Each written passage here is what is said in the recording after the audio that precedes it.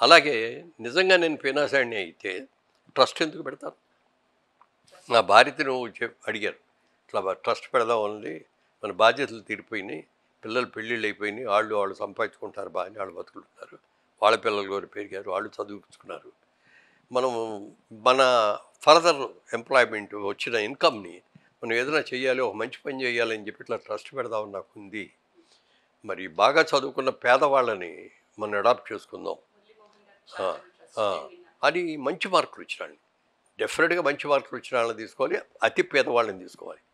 అట్లా సెలెక్ట్ చేసుకుని వాళ్ళ ఫ్యూచర్ స్టడీస్ కోసం వాళ్ళ ఫ్యూచర్ చదువుకు 4 ఏళ్ళు 5 ఏళ్ళు వాళ్ళని మనం అడాప్ట్ చేసుకొని మన పిల్లల్లాగా చూసుకొని చదివించాలి. వాళ్ళకి కాలేజీ ఫీజు కానీ, హాస్టల్ ఫీజు కానీ, ట్రాన్స్పోర్ట్ బస్సు కానీ, బుక్స్ కానీ, ఎవ్రీథింగ్ మనమే చూడాలి అని చెప్పి పెడదాం అనుకుంటే మొట్టమొదటి ఈవిడ పర్మిషన్ అడిగారు. మీరు ఇలా నేను చారిటబుల్ ట్రస్ట్ని స్టార్ట్ చేయాలనుకుంటున్నాను.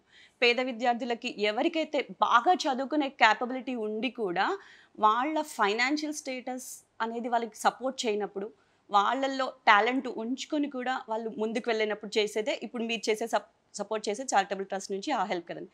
సో మీరు ఎటువంటి సలహా ఇచ్చారు మురళీమోహన్ గారికి, ఇలా నేను ఒక చేయాలనుకుంటున్నానని మీ దగ్గరికి వచ్చినప్పుడు?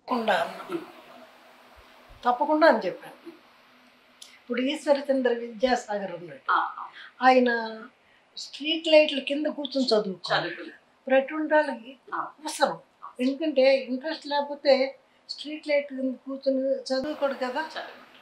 అబ్దుల్ కలాం గారు కూడా అంతే, స్ట్రీట్ ట్రస్ట్లో కూర్చొని చదువుకున్నారు ఆయన. మరి ఎట్లా అంటే ఆయన దేశ ప్రధాని అయ్యాడు, పెద్ద సైంటిస్ట్ అయ్యారు. అట్లాంటి వాడు ఇప్పుడు ఏంటంటే వాళ్ళందరూ కూడా నేషనల్ ప్రాపర్టీ, వాళ్ళ తెలివితేటలు అనేది నేషనల్ ప్రాపర్టీ, ఆయన ప్రాపర్టీ కాదు, మన ప్రాపర్టీ కాదు. వాళ్ళు అలా అవటం మూలంగా దేశానికి ఎంతో సంపద వస్తుంది, ఎంతో తెలివితేటలు వస్తాయి, ఎంతో అభివృద్ధి వస్తుంది.